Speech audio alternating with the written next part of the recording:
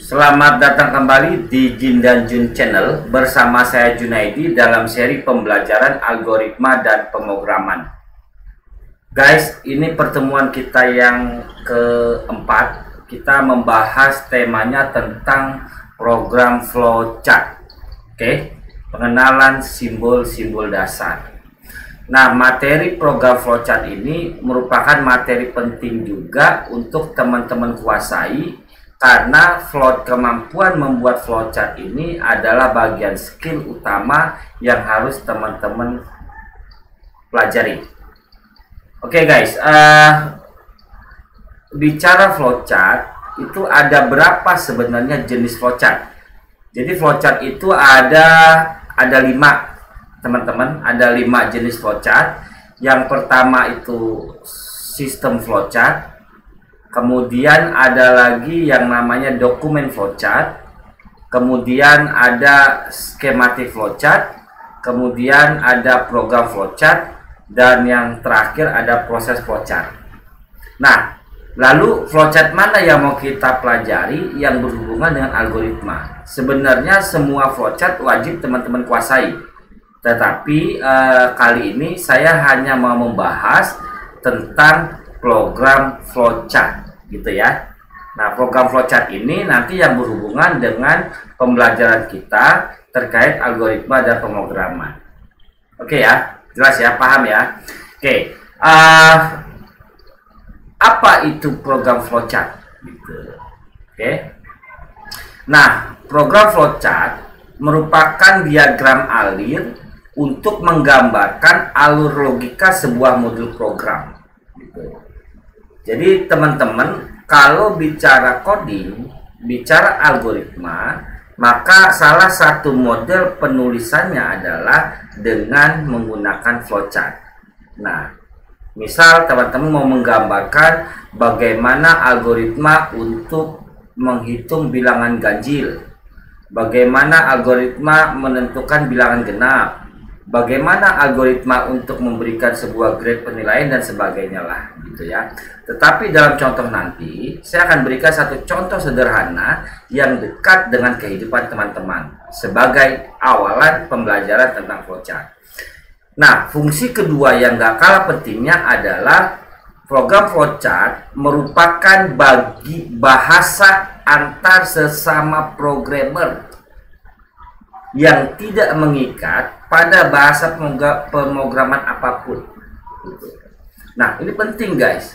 Teman-teman bayangin kalau teman-teman berhubungan dengan orang lain, tetapi teman-teman tidak bisa berbicara, teman-teman tidak bisa berkata-kata, apa yang terjadi? Diam dan tidak saling mengerti, betul kan? Nah, program flowchart ibaratnya seperti itu. Dia merupakan bahasa antar sesama programmer. Dan flowchart ini tidak mengikat pada bahasa pemrograman apapun. Jadi contohnya teman-teman menguasai bahasa pemrograman PHP, betul ya? Ingin bicara dengan seseorang yang menguasai bahasa pemrograman Android, paham ya? Nah, bagaimana menyampaikan apa yang teman-teman pikirkan, sebuah alur logika program, kepada lawan bicara yang tidak menguasai bahasa pemrograman PHP atau sebaliknya. Nah, dengan flowchart ini, maka ini bisa menjadi alat media komunikasi yang bisa saling dimengerti. Karena apapun latar belakang bahasanya, mau yang menguasainya PHP, wajib menguasai flowchart. Yang hanya menguasai Java, wajib menguasai flowchart. Yang menguasai Android, wajib menguasai flowchart. Yang menguasai Python, wajib menguasai flowchart. Dan semuanya, bahasanya sama, flowchartnya sama, simbolnya sama. Sehingga dalam berkomunikasi, Anda tidak memiliki kendala bahasa ketika Anda menguasai sebuah konsep flowchart. Paham ya? Nah, dari perumpamaan saya tadi, betapa pentingnya flowchart itu teman-teman kuasai. Oke. Nah, jenis simbol flowchart. Jadi simbol flowchart itu banyak guys, gitu ya. Simbol flowchart itu banyak. Jadi saya coba kategorikan ada 3 jenis simbol flowchart, ya. Pertama, flow direction symbol gitu, atau simbol-simbol yang menggambarkan flow direction. Oke. Kemudian ada yang namanya processing symbol. Oke. Ada beberapa simbol yang menggambarkan sebuah proses. Oke. Dan yang ketiga ada yang namanya input atau output symbol. Jadi simbol-simbol untuk menggambarkan suatu masukan atau suatu keluaran. Oke. Nah, ketiga simbol ini yang flow direction itu adalah untuk menghubungkan antar simbol atau disebut juga connection line.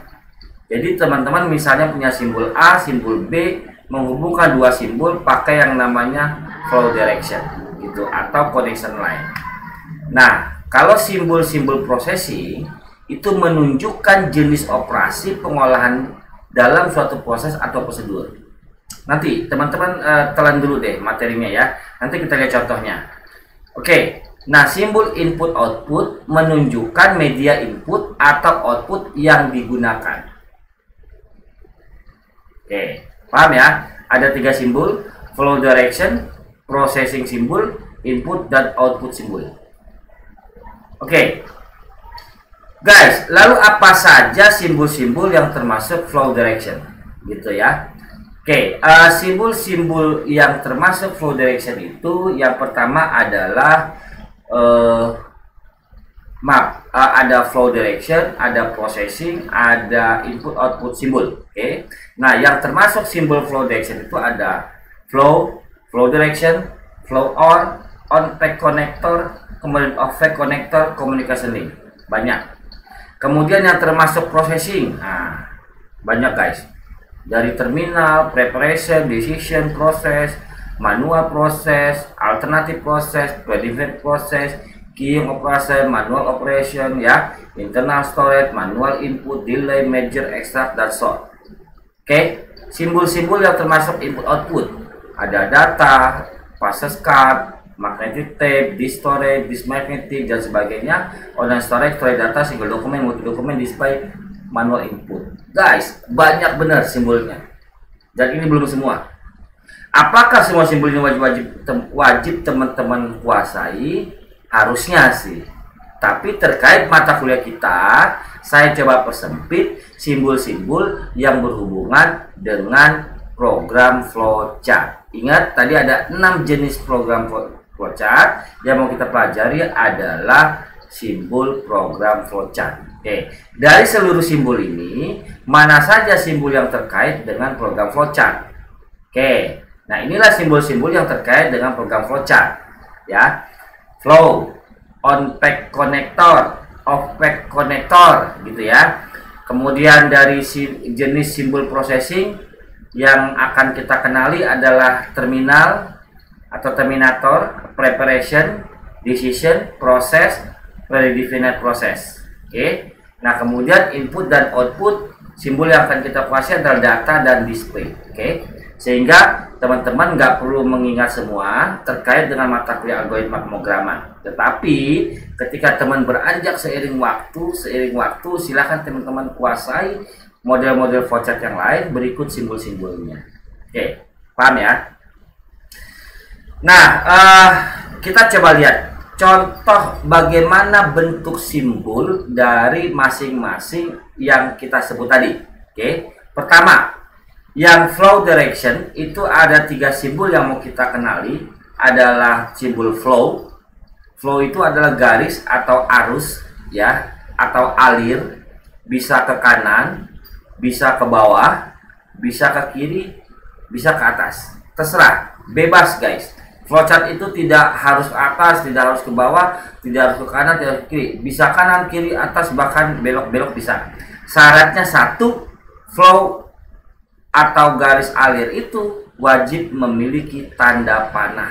Gitu, udah gitu. Nggak mungkin nggak ada panah. Karena kalau nggak ada panah nggak jelas arahnya kemana. Oke, nanti kita lihat contohnya. Kemudian ada yang namanya on pack connector. Oke, on pack connector itu begini. Ini simbol ini lingkaran ya. Digunakan ketika teman-teman merancang sebuah flowchart. Kan bisa jadi flowchart yang teman-teman rancang jumlahnya sangat banyak atau wah panjang lah gitu ya. Oke. Dan teman-teman buat di satu halaman kertas. Kalau memang flowchart yang teman-teman tidak muat di halaman, misalnya teman-teman buat dari atas sampai bawah, mentok paling bawah, dan teman-teman harus sambung di atas atau di samping atau di kiri atau di kanan, tapi masih di halaman yang sama. Nah, model penyambungannya itu menggunakan simbol lingkaran gitu. Nanti kita lihat contohnya ya. Oke, ada off-pack connector. Nah, off-pack connector itu kalau memang gambar flowchartnya bersambung di halaman yang berbeda, bukan di halaman yang sama ya. Ibarat kertas, teman-teman gambar di kertas A, udah penuh nih, masuk ke kertas B.